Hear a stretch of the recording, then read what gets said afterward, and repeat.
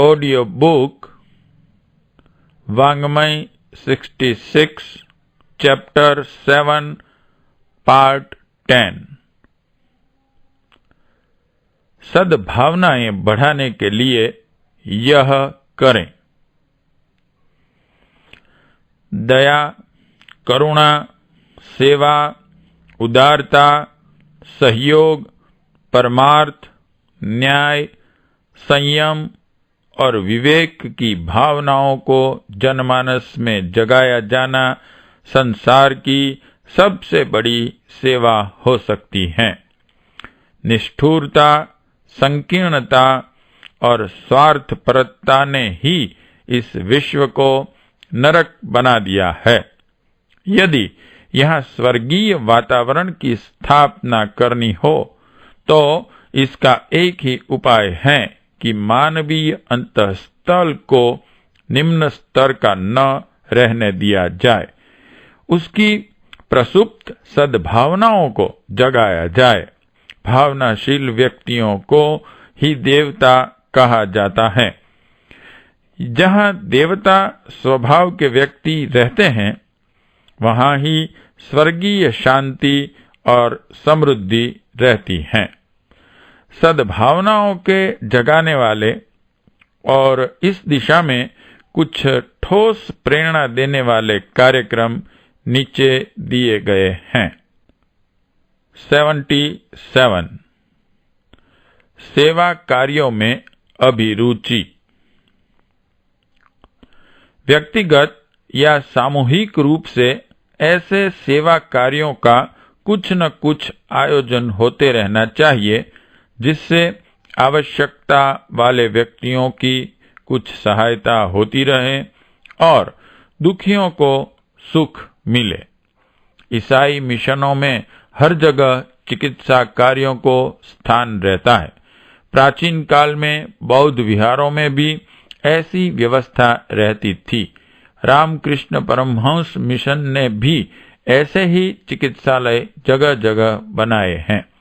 हम लोग तुलसी के अमृतोपम गुण पुस्तक के आधार पर तुलसी के पत्तों में कुछ असाधारण वस्तुएं मिलाकर औषधियां बना सकते हैं और उनसे अन्य प्रकार की औषधियों की अपेक्षा कहीं अधिक रोगियों की सेवा कर सकते हैं।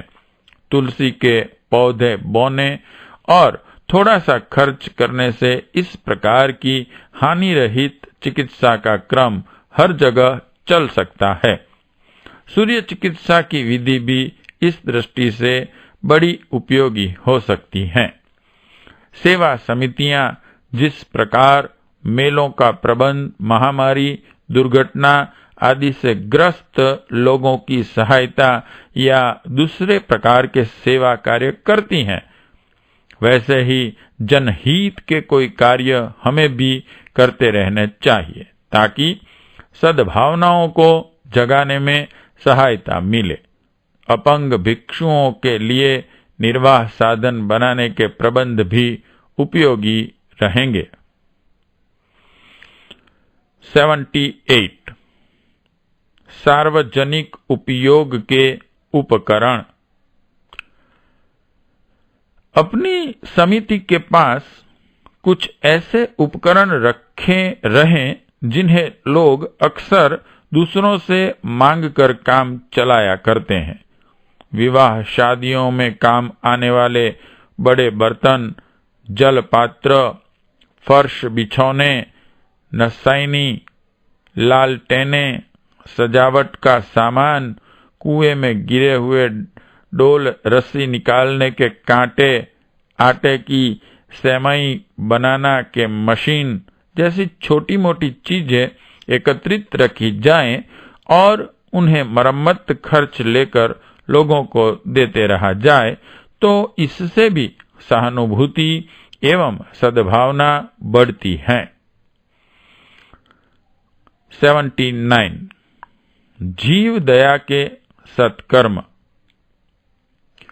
पशु पक्षियों और जीव जंतुओं के प्रति करुणा उत्पन्न करने वाली प्रवृत्तियों को प्रोत्साहन दिया जाना चाहिए। पशु पक्षी भी अपने ही भाई भतीजे हैं। उनका मांस खाने, खून पीने की आदत छुड़ानी चाहिए।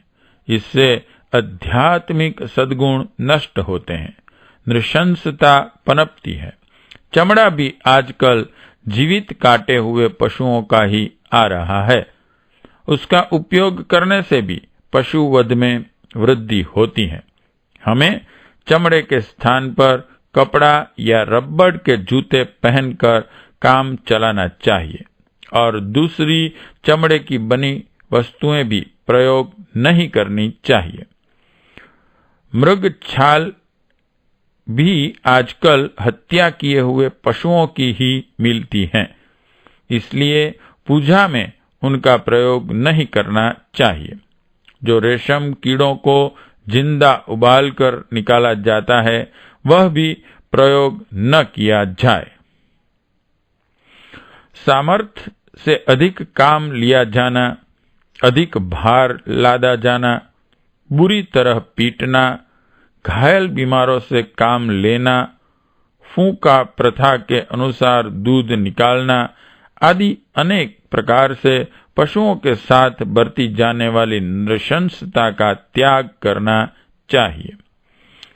गौपालन, गौदुग्ध को प्राथमिकता देना जैसे धर्म कृत्यों की तरफ ध्यान देना चाहिए, जिससे स्वास्थ्य, समृद्धि और सद्भावना की अभिवृद्धि का मार्ग प्रशस्त हो सके। 80 ईमानदार उपयोगी स्टोर। ऐसे स्टोर चलाए जाएं जहां शुद्ध खाद्य वस्तुएं उचित मूल्य पर मिल सकें। खाद्य पदार्थों की अशुद्धता अक्षम्य है। इससे जन स्वास्थ्य पर घातक प्रभाव पड़ता है। इस अभाव की पूर्ति कोई ईमानदार व्यक्ति कर सके तो इससे उसकी अपनी आजीविका भी चले और जनता की आवश्यकता भी पूर्ण हो। आटा, दाल, चावल, तेल, घी, दूध, शहद, गुड़, मेवा, मसाले, औषधियां, चक्की, भाप से पकाने के बर्तन, व्यायाम साधन, साहित्य, पूजा उपकरण एवं अन्य आवश्यक जीवनोपयोगी वस्तुओं की उचित मूल्य पर अभाव पूर्ति करने वाले व्यापारी आज की स्थिति में समाज सेवी ही कहे जा सकते हैं। 81 सम्मेलन और गोष्ठियां। सद्भावनाओं को जागृत करने वाले लोक शिक्षण भी व्यापक रूप से आरंभ किया जाना चाहिए। इसके लिए समय समय पर छोटे बड़े सम्मेलन, विचार गोष्ठियां, सत्संग एवं सामूहिक आयोजन करते रहना चाहिए। एकत्रित जन समूह को विचार देने में सुविधा रहती है और उत्साह भी बढ़ता है। गायत्री यज्ञों के छोटे छोटे आयोजन भी इस दृष्टि से उपयोगी रहते हैं। बहुत बड़ी सभाएं भी भीड़ भाड़ की उपेक्षा विचारशील लोगों के छोटे छोटे सम्मेलन अधिक उपयोगी रहते हैं। इनमें ही कुछ ठोस कार्य की आशा की जा सकती है। 82 नवरात्रि में शिक्षण शिविर। समय समय पर सद्भावना शिक्षा शिविर होती रहे। इस दृष्टि से आश्विन और चैत्र की नवरात्रियां सर्वोत्तम रहती हैं। इस समय 9 दिन के शिविर हर जगह किए जाया करें। प्रातःकाल जप, हवन, अनुष्ठान का आयोजन रहे। तीसरे प्रहर विचार गोष्ठी और भजन कीर्तन एवं रात्रि को सार्वजनिक प्रवचनों का कार्यक्रम रहा करें। अंतिम दिन जुलूस, प्रभात फेरी एवं बड़े सामूहिक यज्ञ के साथ पूर्णाहुति, प्रसाद वितरण आदि का कार्यक्रम रहा करें। प्रसाद में कच्चा साहित्य भी वितरण किया जा सकता है। बलिदान में बुराइयां छुड़ाई जा सकती हैं। नारी प्रतिष्ठा की दृष्टि से अंत में कन्या भोज किया जाया करे। भाषणों और प्रवचनों की आवश्यकता युग निर्माण की विचारधारा को प्रस्तुत कर सकने वाले कोई भी कुशल वक्ता आसानी से पूरी कर सकते हैं। वर्ष में 9 दिन के 2 नवरात्रि आयोजन शिक्षण शिविरों के रूप में चलते रहें तो इससे उपासना और भावना के दोनों ही महान लाभों से जनसाधारण को लाभान्वित किया जा सकता है। पर्व और त्योहारों पर भी इन्हें विकसित बनाने के लिए ऐसे ही आयोजन किए जाते रहने चाहिए। 83 धर्म प्रचार की पद यात्रा। घरेलू कार्यों से छुट्टी लेकर कुछ विचारशील लोग टोली बनाकर पद यात्रा पर निकला करें। पूर्व निश्चित प्रोग्राम पर एक एक दिन ठहरते हुए आगे बढ़ें। प्रातः जप, हवन, तीसरे प्रहर विचार गोष्ठी और रात्रि को सामूहिक प्रवचनों का कार्यक्रम रहा करें। जिन जगहों में टोली को ठहरना हो वहां पहले से ही आवश्यक तैयारी रहे, ऐसा प्रबंध कर लेना चाहिए। संत विनोबा की भूदान जैसी पद यात्राएं युग निर्माण योजना के प्रसार के लिए भी समय समय पर की जाती रहनी चाहिए। 84 आदर्श वाक्यों का लेखन। दीवारों पर आदर्श वाक्यों का लेखन एक सस्ता लोक शिक्षण है। गेरू में गोंद पकाकर दीवारों पर अच्छे अक्षरों में आदर्श, शिक्षात्मक एवं प्रेरणाप्रद वाक्य लिखे जाए तो उनसे पढ़ने वालों पर प्रभाव पड़ता है। जिस जगह प्रेरणाप्रद विचार पढ़ने को मिले तो उस स्थान के संबंध में स्वतः ही अच्छी भावना बनती है। जहां स्याही का ठीक प्रबंध न हो सके तो सूखे गेरू की डली से भी लिखते रहने का कार्यक्रम चलता रह सकता है। कई व्यक्ति मिलकर अपने नगर की दीवारों पर इस प्रकार लिख डालने का कार्यक्रम बना लें तो जल्दी ही नगर की सारी दीवारें प्रेरणाप्रद बन सकती हैं।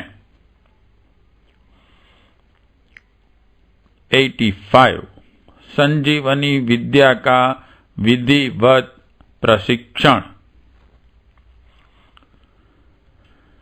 संजीवनी विद्या का एक केंद्रीय विद्यालय बनाया जाना चाहिए जिसमें जीवन की प्रत्येक समस्या पर गहन अध्ययन करने और उन्हें सुलझाने संबंधी तथ्यों को जानने का अवसर मिले।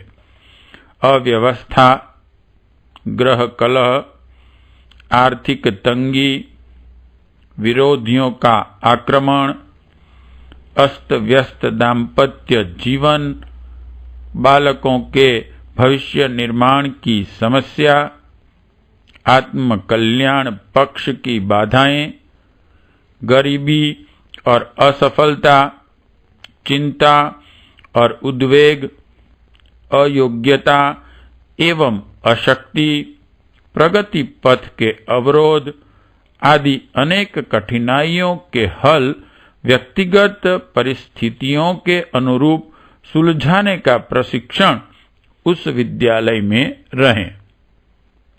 स्वार्थ और परमार्थ का समन्वय करते हुए मनुष्य किस प्रकार लोक और परलोक में सुख शांति का अधिकारी बन सकता है, यह पूरा शिक्षण मनोविज्ञान, समाज शास्त्र और लोक व्यवहार के सर्वांगपूर्ण आधार पर दिया जाए, जिससे व्यक्तित्व के विकास में समुचित सहायता मिले। ऐसे विद्यालय का अभाव बहुत खटकने वाला है। अनेक प्रकार के शिक्षा संस्थाएं सर्वत्र मौजूद हैं, पर जिंदगी जीने की विद्या जहां सिखाई जाती हो, ऐसे प्रबंध कहीं भी नहीं है। हमें यह कमी पूरी करनी है। गायत्री शक्तिपीठें हमारे ऐसे ही प्रशिक्षण केंद्र है जहां इस प्रकार के प्रशिक्षण सत्र चलेंगे, जैसे कि अभी शांति कुंज में चल रहे हैं। प्रयत्न यह होना चाहिए कि परिवार के सभी विचारशील लोग क्रमशः उनका लाभ उठाते चलें। 86 छोटे स्थानीय शिक्षण सत्र। जो लोग शांति कुंज हरिद्वार नहीं पहुंच सकते और इतना लंबा समय भी नहीं दे सकते, उनके लिए 1 महीना का छोटा शिक्षण सत्र प्रत्येक केंद्र पर चलता रहे, ऐसी व्यवस्था करनी चाहिए। शिक्षार्थी जीवन विद्या की पाठ्यपुस्तिकाओं के आधार पर समस्याओं को सुलझाने का ज्ञान प्राप्त करें।